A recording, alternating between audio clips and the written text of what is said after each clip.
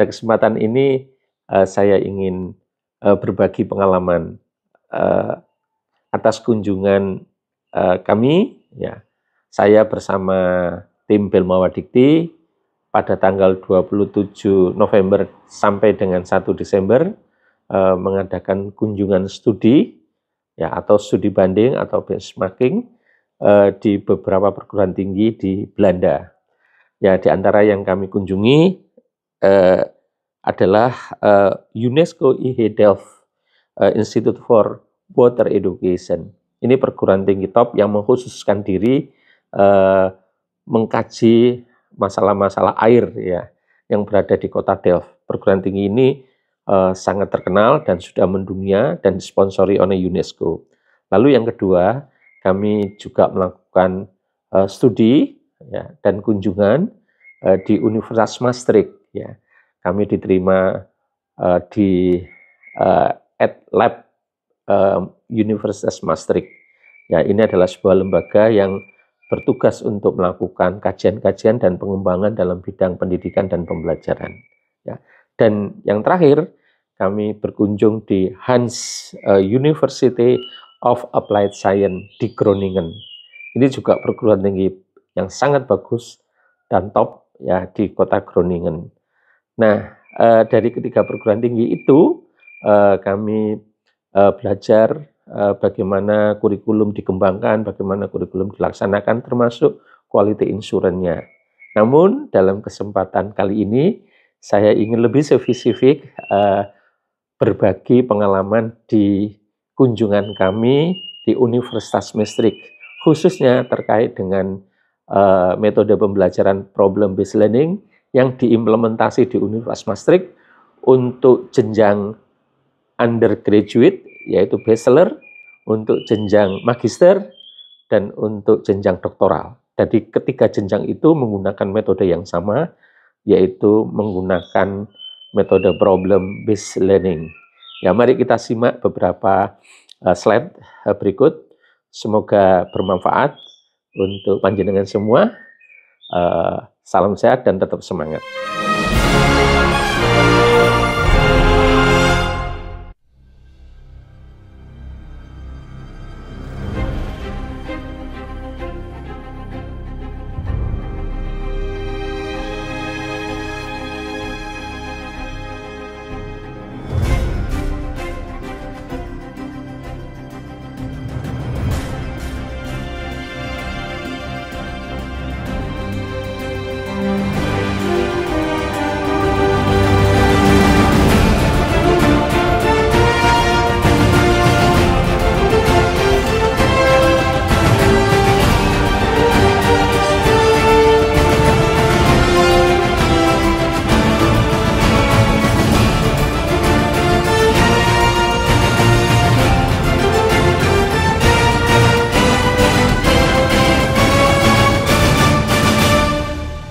Assalamualaikum warahmatullahi wabarakatuh. Salam sejahtera untuk Bapak Ibu semuanya. Kali ini saya ingin berbagi pengalaman dari hasil studi banding di Universitas Maastricht yang kami lakukan pada tanggal 29 November tahun 2023. Kami berkunjung di Universitas Maastricht dan diterima di sebuah lembaga yang disebut dengan EdLab. Lembaga ini adalah lembaga yang ditugaskan untuk melakukan pengembangan kurikulum, pelaksanaan kurikulum, dan pengembangan dan penelitian-penelitian terkait dengan metode pembelajaran. Nah, kali ini saya akan menyampaikan sebuah metode pembelajaran, yakni metode pembelajaran problem-based learning, yang dijalankan oleh Universitas Maastricht sejak tahun 1976. Ya. Problem-based learning ini dijalankan oleh Universitas Maastricht sejak lama, ya, sejak tahun 1976 itu di beberapa jenjang pendidikan, yaitu di jenjang bachelor, sarjana, di jenjang magister, dan di jenjang doktor. Dan metode ini dijalankan sudah menjadi sebuah habit, ya, sudah menjadi sebuah budaya bagi mereka. Bahkan para narasumber pada saat itu mengatakan pada kami bahwasanya kami harus banyak belajar karena kami di Indonesia ini termasuk negara dengan pendidikan tinggi yang perlu banyak belajar begitu karena baru berkembang dan perkembangannya baik begitu, khususnya juga dalam hal metode pembelajaran.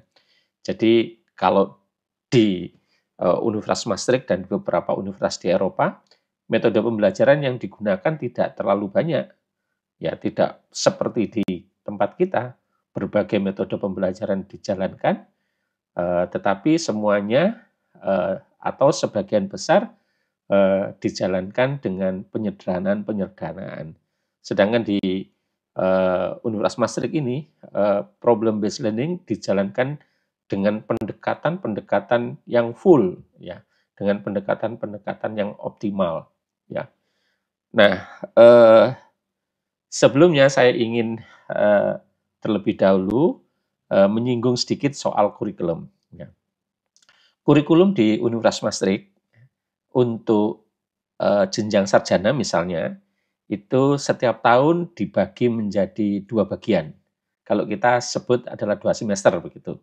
Nah, setiap bagian itu terdiri dari beberapa bagian lagi, yaitu bagian dalam taruhlah ini 1 semester, ya, ini semester misalnya.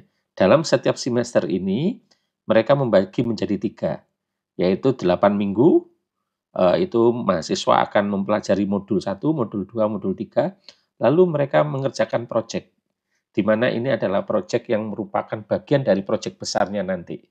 Lalu 8 minggu berikutnya, mahasiswa akan belajar modul berikutnya, yaitu modul 4, modul 5, modul 6, lalu mengerjakan proyek. Nah, proyek ini juga menjadi bagian dari proyek akhir nanti atau final project. Nah, di akhir semester, yaitu 8 minggu, mereka mengerjakan final project yang terdiri dari project 1, project 2 yang terintegrasi. Nah, project-project ini dijalankan dengan menggunakan metode problem based learning. Nanti kita akan jelaskan. Nah, semester tersebut, ya ini sebagai contoh di dalam kurikulum mereka, di dalam bagian yang pertama yang 8 minggu tadi, ya 8 minggu ini tadi, periode yang pertama mereka belajar tentang modul dengan judul Introduction to Data Science and Artificial Intelligence, 4 ECTS. Ya. 1 ECTS-nya 28 jam per semester. Jadi kalau 4 ECTS ini berarti 4 dikali 28 jam per semester. Ya. Kalau di kita 1 SKS sama dengan 45 jam ya per semester. Kalau mereka 20 jam per semester per ECTS-nya. Jadi 1 SKS kita itu lebih besar daripada 1 ECTS. Ya, ECTS. Nah, itu perbandingannya kalau dengan SKS kita. Jadi masing-masing modul, ini modul modul 1, ini modul kedua, yang ini modul ketiga, masing-masing dijalankan dengan bobot 4 ECTS. Ya. Lalu mereka mengerjakan proyek dengan total ECTS yang ada ini, yaitu 12 SCTS. Modul yang kedua juga demikian, ini modul 4, atau bagian yang kedua maksud saya, yaitu 8 minggu juga, 8 minggu juga, ini modul yang keempat, modul kelima, dan modul keenam. Ya, diakhiri dengan proyek, di mana proyek ini merupakan bagian dari proyek akhir. Nah, proyek akhirnya itu diberikan bobot 6 ECTS. Ya. Jadi setiap modul itu ada proyek-proyek yang harus dikerjakan oleh mahasiswa. Dan proyek-proyek itu dijalankan dengan menggunakan metode problem based learning. Seperti itu. Dan bagaimana problem based learning nanti akan saya jelaskan pada slide-slide berikutnya. Saya lompat langsung ke tahun yang ketiga, karena bachelor di Universitas Maastricht itu hanya 3 tahun. Kalau di tempat kita kan 4 tahun. Kalau di mereka 3 tahun. Ya, karena memang waktunya kalau kita perhatikan sangat dipadatkan gitu ya, dengan jumlah jam yang mengikuti standar ECTS yang implementasi di seluruh negara Eropa ya. Nah, semester kelima dan semester terakhir keenam ya tahun ketiga. Nah, itu juga terdiri dari 3 bagian yaitu 8 minggu, 4 minggu final project-nya, project yang ketiga. Ya, jadi tadi semester 1 project pertama, semester 2 project kedua, ya. Ya, lalu ini project yang ketiga. Ya. Lalu di minggu ke-8 di semester yang kelima ini ada beberapa modul. Jadi modulnya ini tidak selalu 3 modul, tetapi bisa beberapa modul ya, sesuai rancangan di dalam kurikulum mereka. Gitu. Ya kalau kita barangkali menggunakan istilah mata kuliah, kalau mereka menggunakan istilah modul. Jadi modul ini adalah sebuah bentuk satu kesatuan dari sebuah kegiatan pembelajaran yang di dalamnya mahasiswa bisa belajar tentang teori, mahasiswa bisa belajar tentang aplikasinya seperti apa, lalu mahasiswa bisa belajar tentang case-case, soal-soal, lalu mereka mengerjakan proyek-proyek yang dipandu oleh modul ini, ya. Seperti itu. Lalu di semester 6 dibagi juga menjadi 3 bagian. 8 minggu masih ada modul ya yang diakhiri dengan proyek. Lalu minggu ke-8 berikutnya itu langsung proyek ya, dan minggu keempat ini adalah proyek tesis ya. Proyek tesisnya. Ya ini proyek tesis bestsellernya ini. Ya, seperti itu.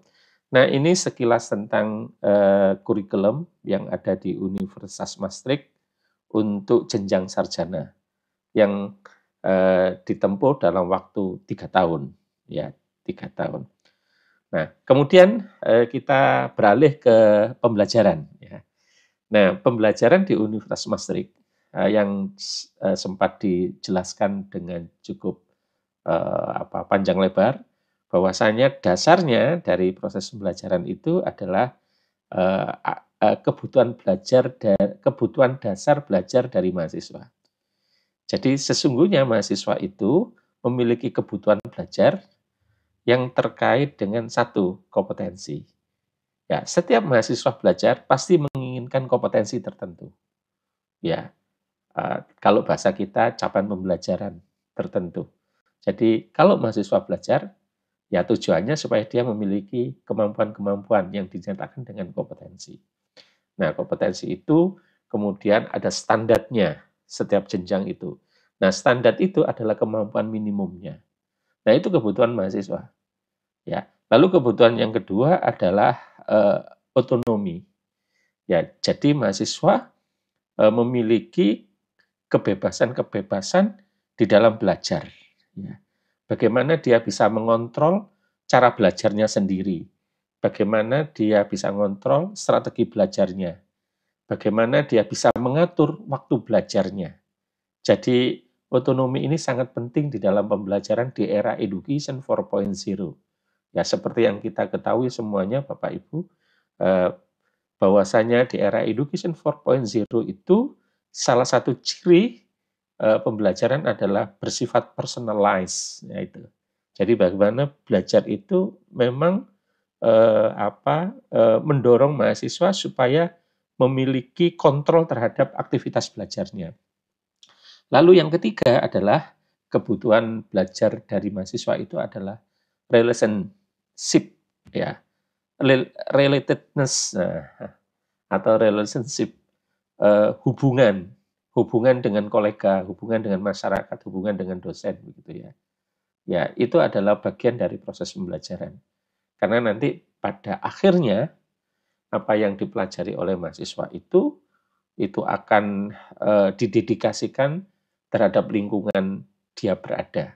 Jadi 3 hal itu yang menjadi kebutuhan dasar bagi seorang mahasiswa belajar.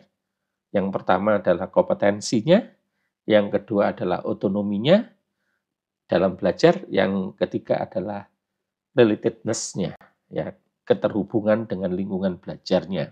Ya. Lalu yang berikutnya yang menjadi prinsip di dalam proses pembelajaran itu adalah apa yang disebut dengan constructive alignment, keselarasan di dalam proses pembelajaran yang harus kita konstruksi, begitu ya. Keselarasan antara apa? Keselarasan antara kompetensi-kompetensi yang akan menjadi target pembelajaran mahasiswa dengan proses belajar mengajar, ya, yang dilakukan oleh dosen dan mahasiswa. Bagaimana kompetensi itu dicapai melalui proses pembelajaran dan proses pengajaran yang dilakukan oleh mahasiswa yang dengan dosen. Ini harus links ini, harus cocok ini. Ya. Lalu yang berikutnya, yang ketiga adalah keselarasannya dengan metode-metode penilaian atau assessment methods. Ya, karena apa? Karena memang assessment method ini adalah sebagai driver, ya, sebagai pendorong buat mahasiswa untuk mencapai kompetensinya. Ya, jadi mahasiswa yang masih di bawah ambang kemampuan minimumnya, maka pendorongnya itu adalah assessment. Ya, dengan assessment itu mahasiswa akan dipaksa belajar lagi dan belajar lagi. Kira-kira seperti itu. Jadi 3 hal ini penting di dalam proses pembelajaran, yaitu attended learning outcome, atau kalau kita bahasakan ini adalah program learning outcome, ya, atau CPL begitu. Lalu proses pembelajaran mahasiswa dan metode penilaian. Nah, 2 hal ini menjadi penting sebagai dasar dalam proses pembelajaran mahasiswa. Nah, selanjutnya saya ingin mengambil beberapa pendapat tentang problem based learning. Yang pertama saya mengambil pendapat dari Milo Silver, ya, dan teman-temannya, ya. Dia mengatakan bahwasanya problem based learning itu adalah metode pembelajaran yang menggunakan masalah nyata sebagai fokus belajar untuk mengembangkan keterampilan memecahkan masalah yang bersifat terbuka, open-ended, penguasaan materi, dan pengaturan diri. Jadi kata kuncinya, PBL itu pasti diawali dengan masalah-masalah yang berasal dari dunia nyata. Jadi belajarnya mahasiswa harus berinteraksi dengan dunia nyata, ya, menggali permasalahan, menggali informasi, dan seterusnya. Lalu proses belajarnya yaitu bagaimana dia memecahkan masalah, ya, dari masalah yang ditemukan di masyarakat itu. Ya. Lalu apa yang dipelajari oleh mahasiswa, dia akan mempelajari materi-materi yang terkait dengan penyelesaian masalah itu sendiri. Di samping itu, dia akan belajar bagaimana mengatur dirinya di dalam menjadwalkan kegiatan belajarnya tadi. Ya. Nah, itu menurut Milo Silver. Ya. Lalu bagaimana kalau menurut Aaron? Ya, ini Aaron ini juga seorang ahli psikologi pendidikan yang terkenal dan bukunya sangat banyak. Ya. Nah, PBL merupakan suatu pendekatan pembelajaran di mana mahasiswa dihadapkan pada masalah nyata atau masalah yang autentik, di mana mahasiswa harus menggali masalahnya sendiri, ya, menggali variabel-variabel, indikator-indikator, parameter-parameter dari masalah itu sampai dia nanti merumuskan masalah. Sehingga diharapkan mereka dapat menyusun pengetahuannya sendiri. Ya, jadi dia menyusun pengetahuan terhadap permasalahan itu, terhadap proses penyelesaiannya bagaimana dan hasilnya gitu. Sehingga menghasilkan pengetahuannya dia sendiri, menumbuh kembangkan keterampilan tingkat tinggi, berpikir kritis dan inquiry, memandirikan pembelajaran dan meningkatkan kepercayaan diri. Nah, saya kira pendapatnya Aaron ini hampir sama dengan Milo Silver, ya. Namun di Aaron ini ada hal yang lebih ditekankan, yaitu bagaimana dengan PBL ini mahasiswa akan membangun pengetahuannya sendiri. Nah, ini mirip atau pendapat Aaron ini dilandasi dengan teori belajar yang kita kenal dengan konstruktivisme. Ya, bagaimana di dalam teori belajar konstruktivisme ini, belajar itu bukan transfer of knowledge, tetapi belajar itu adalah membangun pengetahuannya sendiri. Saya kira itu, ya. Lalu peran dosen di dalam proses pembelajaran PBL ini adalah sebagai pendamping, sebagai motivator, ya. lalu memfasilitasi mahasiswa. Bahkan tidak jarang dosen harus berfungsi sebagai inspirator, menginspirasi mahasiswa. Jadi peran utama pembelajarnya adalah mahasiswa. Itu peran protagonisnya. Nah, di Maastricht University, PBL ini menggunakan konsep yang menarik ini ya. Ini saya baru membaca, baru di Maastricht. Yaitu prinsip yang dipakai adalah C3S, ya, CCCS, yaitu C pertama adalah konten. Ya, bagaimana PBL ini fokus pada materi-materi pembelajaran yang relevan dengan permasalahan yang sedang dihadapi mahasiswa. Lalu yang kedua adalah kompetensi.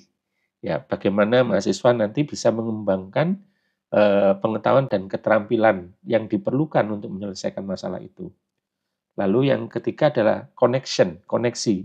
Nah, di dalam menjalankan PBL itu, mahasiswa akan belajar berhubungan dengan dunia nyata dan dikorelasikan dengan materi-materi yang dipelajari di kampus.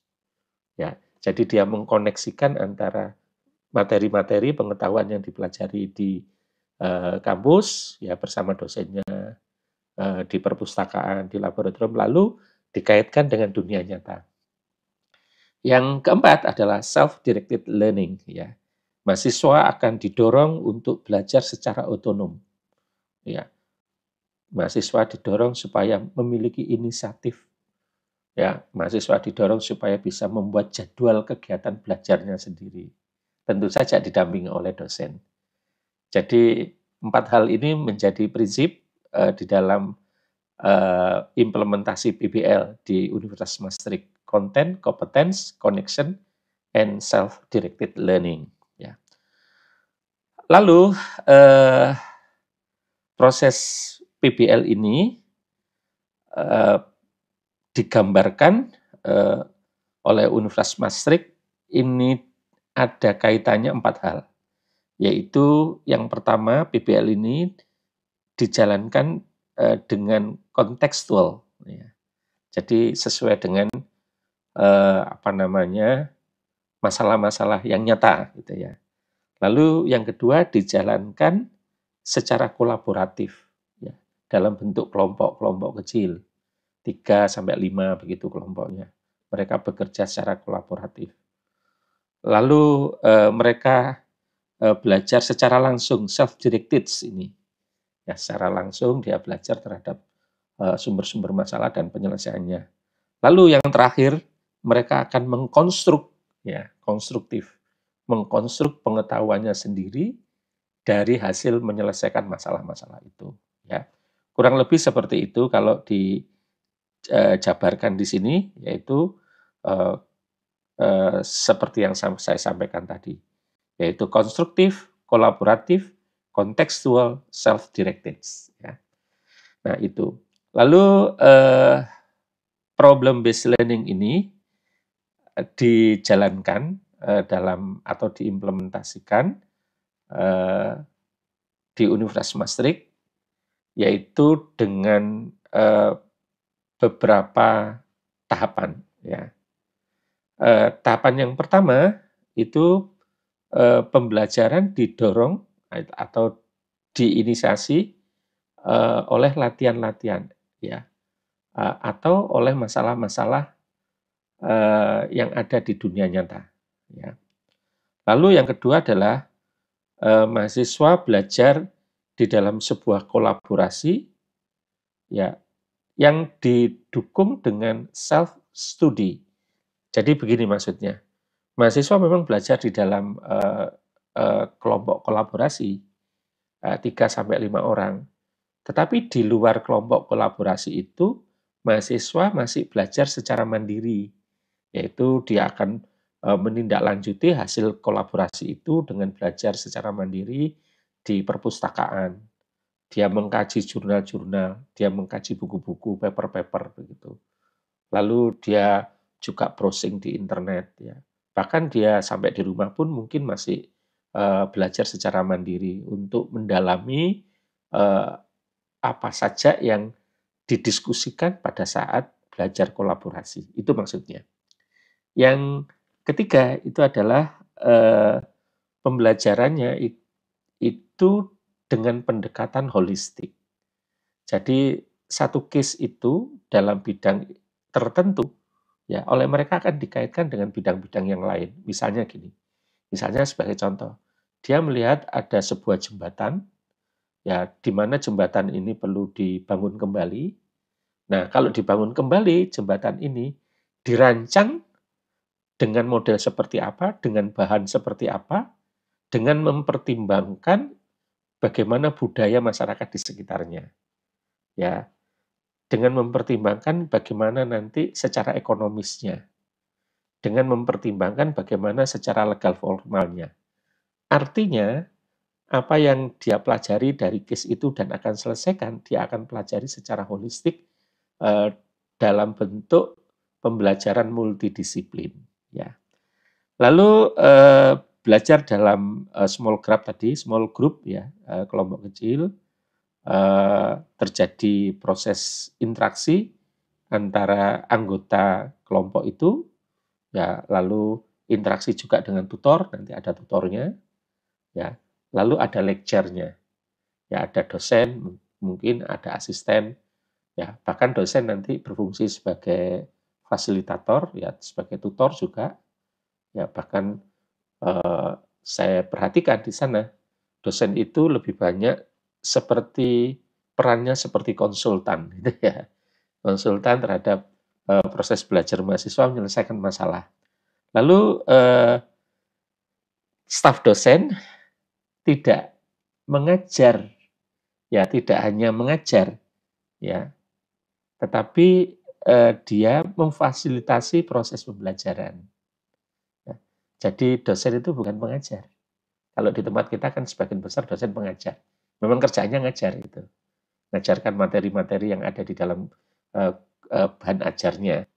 Kalau mereka tidak, bahan ajarnya itu disediakan oleh dosen untuk dipelajari secara mandiri, lalu dosennya berperan sebagai fasilitator, memfasilitasi, sebagai konsultan dalam proses pembelajaran. Ya kalau kita di sini kan tidak tega gitu ya, tidak tega ini kalau mahasiswa tidak diajar pasti susah ini, gitu kan kita. Jadi kita ini dosen yang baik ya, selalu tidak tega kalau mahasiswa tidak diajar. Padahal kalau saya perhatikan sesuai pengalaman saya, makin banyak kita mengajar, sesungguhnya itu mahasiswa makin banyak tidak belajar, gitu ya. Makin banyak yang kita sampaikan, ya, itu makin banyak yang dia lupakan. Tapi berbeda dengan kalau makin banyak yang dia kerjakan. Itu pasti dia ingat apakah yang dikerjakan berhasil ataukah tidak berhasil. Nah, jika berhasil, maka tambah diingat oleh mahasiswa gitu. Ya, seperti itu. Lalu yang keenam, proses problem based learning ini, proses pembelajaran problem based learning di Universitas Maastricht ini betul-betul dimonitoring secara ketat, ya, secara ketat. Dimonitoring melalui beberapa cara gitu ya. Sehingga kita sering mendengar di kampus-kampus kita ini kalau belajar secara kelompok, tugas secara kelompok, nanti ada mahasiswa yang hanya titip nama saja, ada mahasiswa yang tidak mengerjakan, tapi namanya ada. Ya karena memang monitoringnya kurang melekat gitu ya. Nah kalau mereka betul-betul menyadari bahwasanya proses ini perlu pendampingan yang ketat, maka hal-hal yang seperti terjadi di tempat kita, banyak mahasiswa dalam belajar kelompok itu dia tidak bekerja atau dia tidak belajar, hanya titip nama saja, itu tidak terjadi gitu ya. Jadi kata kuncinya adalah bagaimana dosen memang betul-betul mendampingi mahasiswa secara ketat sehingga semua mahasiswa dijamin, dipastikan belajar di dalam setiap kelompoknya. Nah itu yang paling penting ya kita tingkatkan. Jadi tidak dilepas begitu saja. Ya. Nah di kita belum budaya ini. Ya di tempat kita budayanya adalah membentuk kelompok, lalu mahasiswa dikasih panduan untuk mengerjakan tugasnya, lalu kita lepas, tidak dimonitoring, gitu ya. Tidak ada progresnya, gitu. Karena ya banyak alasan, ya alasannya banyak. Nah itu mari kita perbaiki cara belajar kelompok tampak pendampingan dari dosen yang memadai itu ya. Sehingga nanti metode-metode pembelajaran seperti problem based learning, project based learning ya dan lain-lain itu bisa berjalan dengan baik gitu. Eh, Lalu mereka memperkenalkan sebuah format yang disebut dengan 7 step ya di dalam problem based learning. Jadi tahap pertama yaitu terdiri dari 5 langkah, 5 tahapan, dimulai dengan define problem, ya. Jadi merumuskan permasalahan. Tentu saja sebelum merumuskan permasalahan, mereka harus mengidentifikasi banyak hal, yaitu tahapan-tahapannya 1 sampai 5 ini, tahapan yang pertama yang disebut oleh mereka pre-discussion. Ya, karena memang di situ nanti dia diskusi. Ya, yaitu langkah pertama yaitu clarification of term. Jadi dia akan mengklarifikasi istilah-istilah di dalam menggali permasalahan itu. Lalu mereka akan merumuskan permasalahan. Ya, tentu saja dengan klarifikasi yang tadi, mana yang variabel, mana yang parameter, mana yang dianggap menjadi masalah, lalu merumuskan masalah. Nah, mereka akan brainstorming, membicarakan hal ini di dalam kelompok tadi, ya, secara cluster, ya, secara berkelompok. Lalu yang terakhir di dalam tahap 1 sampai 5 ini, mereka akan menyepakati permasalahan ini jika dirumuskan, nanti goal-nya apa. Nah, goal-nya nanti sebuah rekomendasi kah? Goal-nya nanti sebuah model kah? Dalam bentuk software atau hardware, ya, atau goal-nya nanti sebuah prototype. Ya. Mereka akan mendiskusikan ini ya, di dalam kelompok itu. Nah, ini perlu 5 tahapan. Ya. Nah, setiap tahapan ya silakan saja diatur. Tadi kalau waktunya itu adalah 6 ECTS tadi, ya 6 ECTS, dan setiap ECTS-nya itu adalah 28 jam, ya tinggal kali saja, 6 dikalikan 28 jam. Nanti hasilnya berapa jam begitu, nah 8 jam itu nanti diatur di dalam 7 tahapan ini. Jadi berapa jamnya nanti bisa diatur 1 sampai step 1 atau tahapan 1 sampai 5 perlu berapa puluh jam. Ya, diatur sesuai dengan total jamnya. Jadi kalau 6 kali 28 itu sebentar. Ya 6 kali 28. Nah, ketemu 168 jam ya. 168 jam ini nanti mereka atur ya. Tahap 1 sampai 5 itu perlu berapa jam, ya tahap berikutnya berapa jam. Nah, tahapan yang keenam itu adalah independent study. Ya, di mana mahasiswa akan membaca literatur seperti yang saya sampaikan tadi di depan tadi, ya.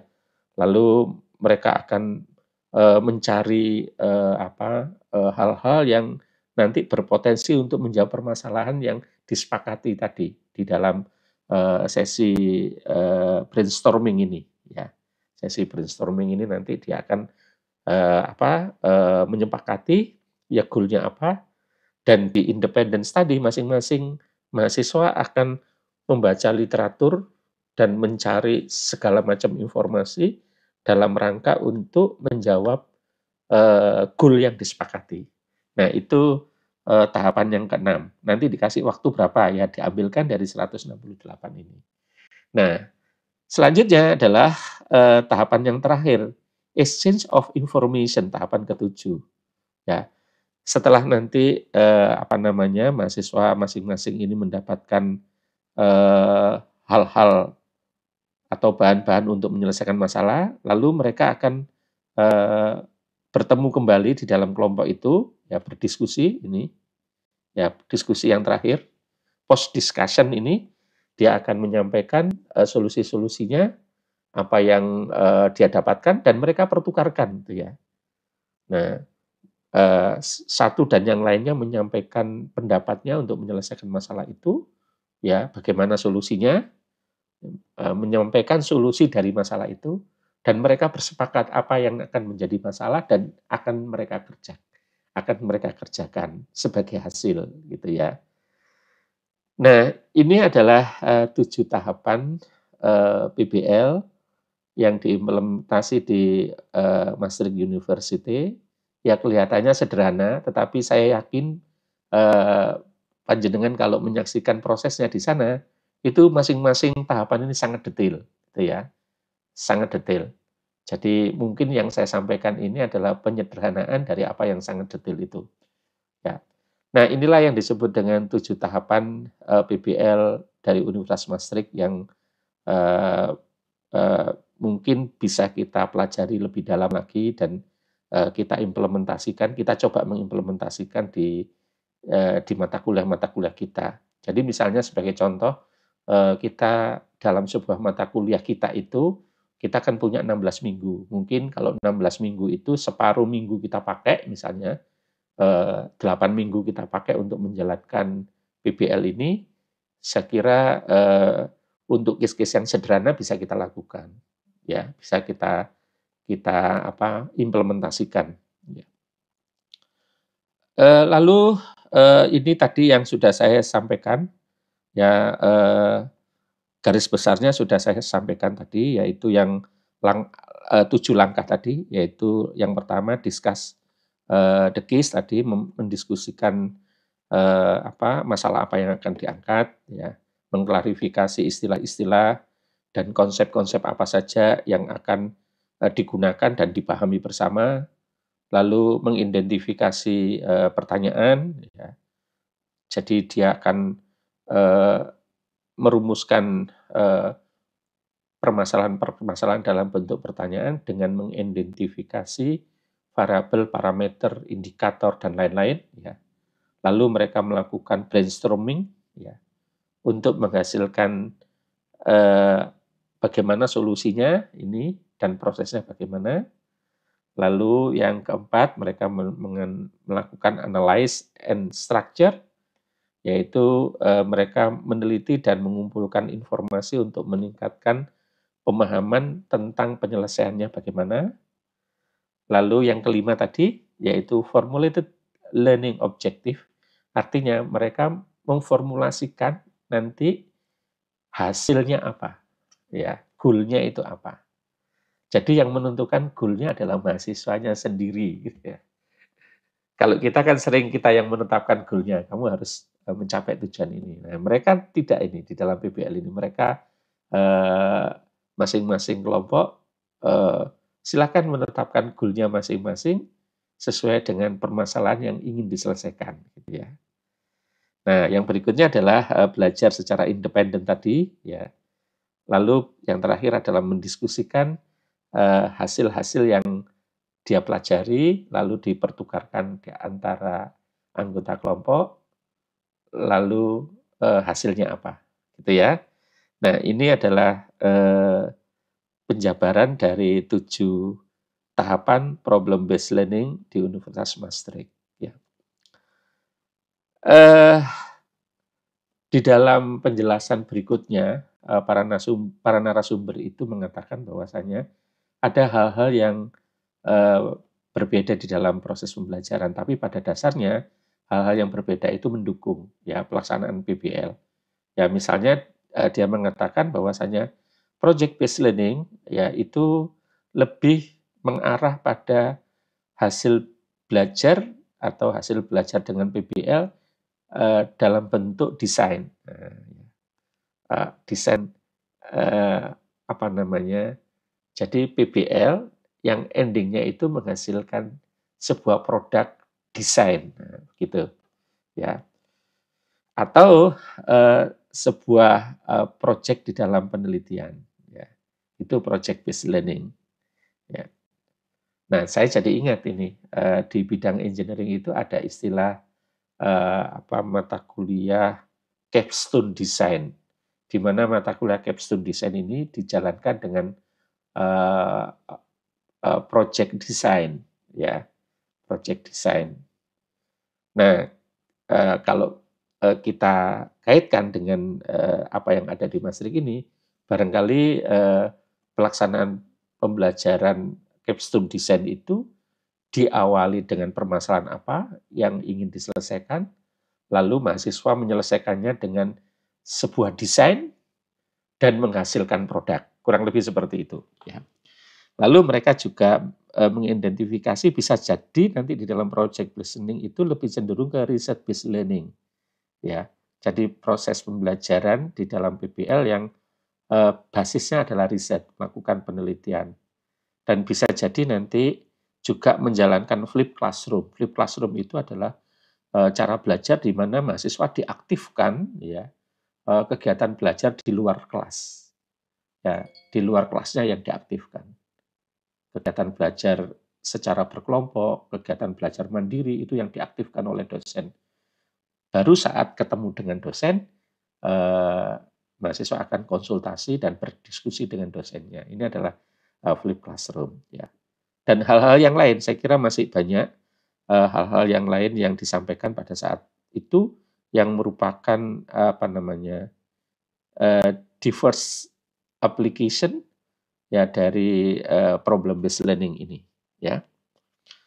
Lalu apa yang dikerjakan oleh mahasiswa dan oleh dosen, nah, ini mereka punya catatan ini ya. Dikatakan yang dikerjakan oleh dosen itu adalah sebagai lead discussion, ya, jadi dia yang utama di dalam diskusi itu, ya. Kalau istilahnya indikator kinerja utama, ya di dokumen IKU itu adalah sebagai protagonis, ya lead discussion. Lalu mereka juga yang keep time-nya, mereka yang menjaga waktunya. Karena mereka yang mendesain waktunya kan jadwalnya mereka desain sendiri, maka dia yang menjalankan dan dia yang betul-betul keep time ya. Dan itu melibatkan semua anggota ya. Lalu mereka membuat catatan-catatan yang mendeskripsikan apa yang mereka kerjakan ya dalam proses pembelajaran PBL itu. Lalu mereka aktif di dalam kelompoknya ya. Jadi masing-masing anggota kelompok itu dipesan ya untuk saling mengingatkan supaya mereka masing-masing adalah aktif ya.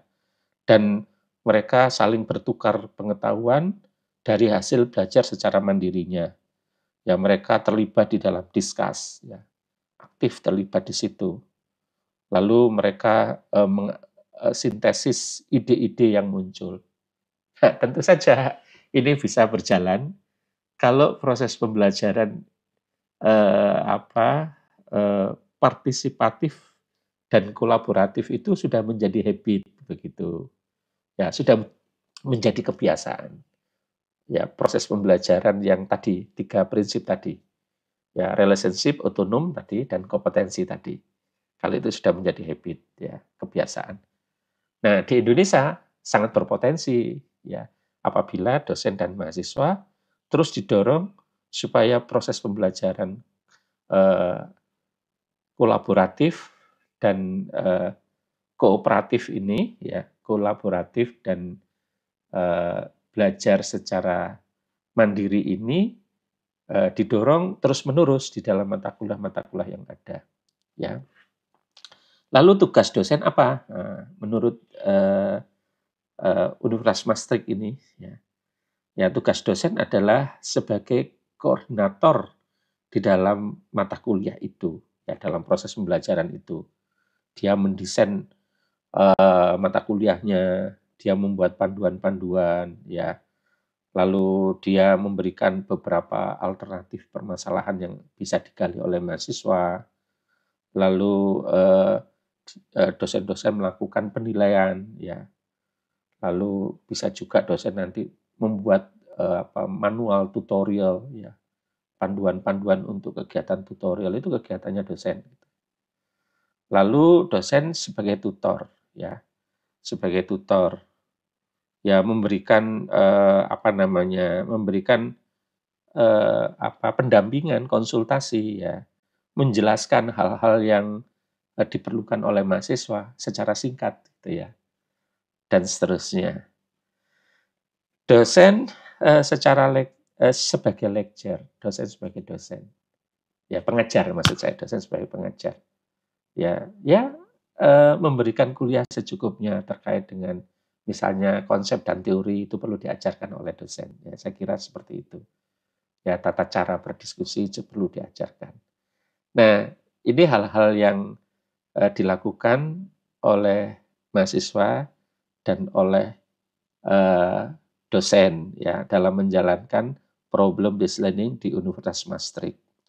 Lalu saya coba merangkum apa saja yang dilakukan oleh mahasiswa dan dilakukan oleh dosen, lalu kemampuan apa yang didapat oleh mahasiswa berdasarkan pengalaman. Dan saya kombinasi dengan apa yang saya dapat dari Universitas Maastricht ini.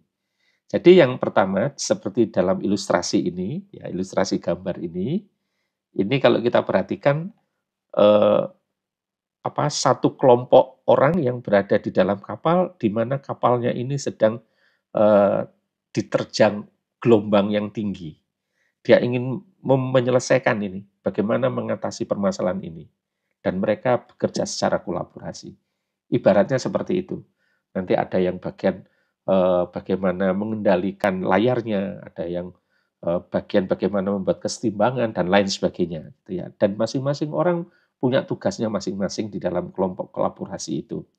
Nah, apa yang dilakukan oleh mahasiswa di dalam pembelajaran dengan metode problem based learning itu, yang pertama adalah mahasiswa akan membentuk kelompok belajarnya secara kolaboratif antara 3 sampai 5 orang dalam satu kelompok. Ya.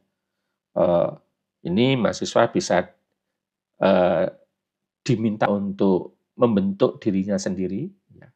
Ataukah dosen yang menetapkan.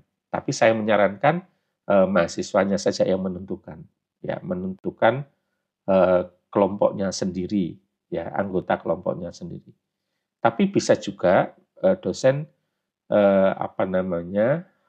menentukan, ya, ikut berkontribusi anggota kelompoknya ini terdiri dari apa saja, ya, supaya apa? Supaya nanti terjadi kesetimbangan di dalam kelompok itu. Jangan sampai nanti di kelompok itu ada mahasiswa-mahasiswa yang tingkat kemampuan belajarnya semuanya rendah gitu ya. Yang kelompok yang lain tingkat kemampuan belajarnya tinggi gitu ya, kecepatan belajarnya tinggi. Atau satu kelompok itu hanya dari satu daerah, yang kelompok yang lain dari daerah yang lain ya. Nah, sebaiknya ini nanti diatur sedemikian rupa supaya mereka nanti bisa sharing. Yang kedua adalah memilih menggali masalah sesuai dengan kompetensi tujuan pembelajaran. Jadi seperti yang saya sampaikan tadi, mahasiswa akan memilih dan memilah dan memilih dengan cara menggali masalah sesuai dengan kemampuan apa atau target apa yang dia inginkan. Yang berikutnya adalah belajar dengan menggali dan mencari informasi (enquiry), ya, serta memanfaatkan informasi tersebut untuk memecahkan masalah faktual yang sedang dihadapi. Ya, itu. Ya, jadi betul-betul masalahnya ini masalah yang dari dunia nyata gitu ya, real time, ya, real problem, ya, masalah yang tidak banyak asumsi gitu ya. Lalu berikutnya mahasiswa menganalisis strategi pemecahan masalahnya, mana yang mereka anggap paling cocok. Lalu berdiskusi di dalam kelompok, belajar secara mandiri, lalu berikutnya terakhir mempresentasikannya di dalam kelas untuk saling bertukar pengetahuan dan pengalaman, ya, seperti itu. Lalu apa yang didapatkan oleh mahasiswa? Itu pertama dia terlatih menyelesaikan masalah-masalah dari dunia nyata atau sering disebut dengan complex problem solving, ya. Kemudian mencari informasi baru, enquiry. Nah, itu dia akan terlatih bagaimana menggali informasi-informasi baru, mengklarifikasi istilah-istilah baru. Kepekaan terhadap masalah, ya. Jadi ini perlu dilatih ini. Jadi tidak semua orang atau tidak semua lulusan dari perguruan tinggi itu punya kepekaan terhadap masalah ini. Ini perlu pelatihan ini.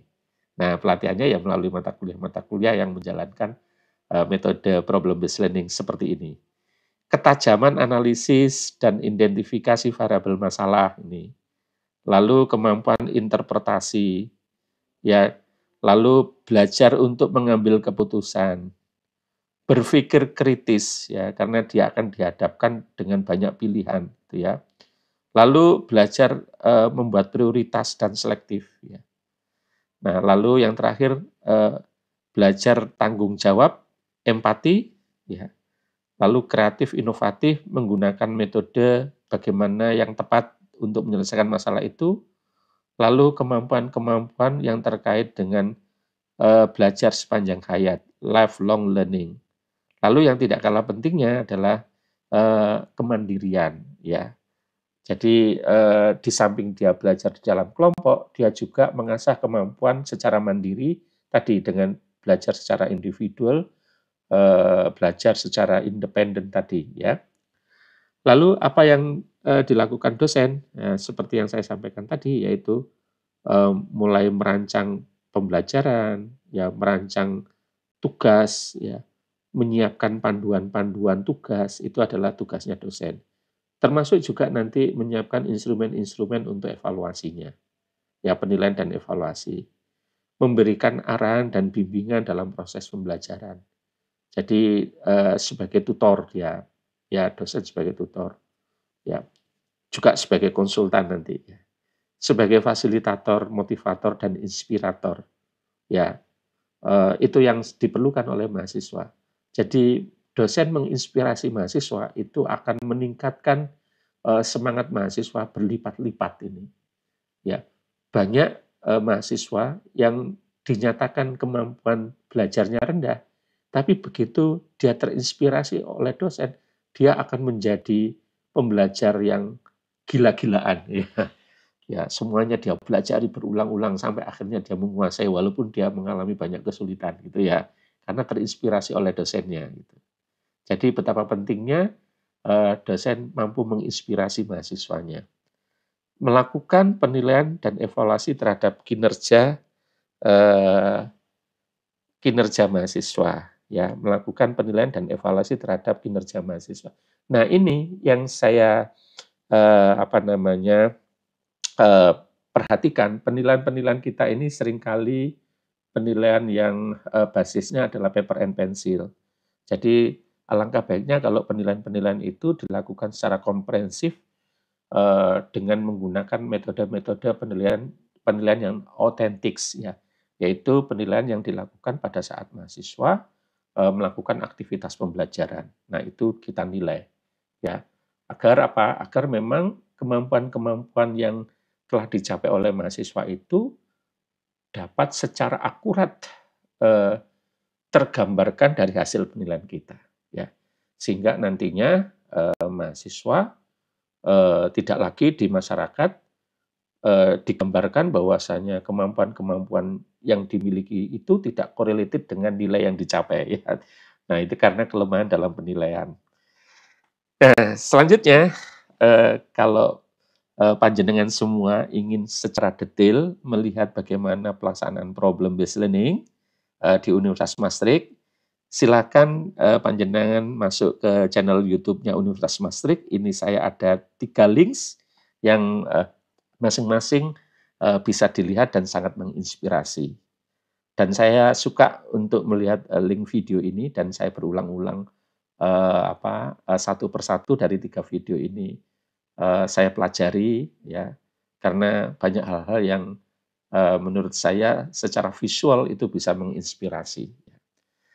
Nah, demikian apa yang bisa saya sampaikan pada panjenengan semua.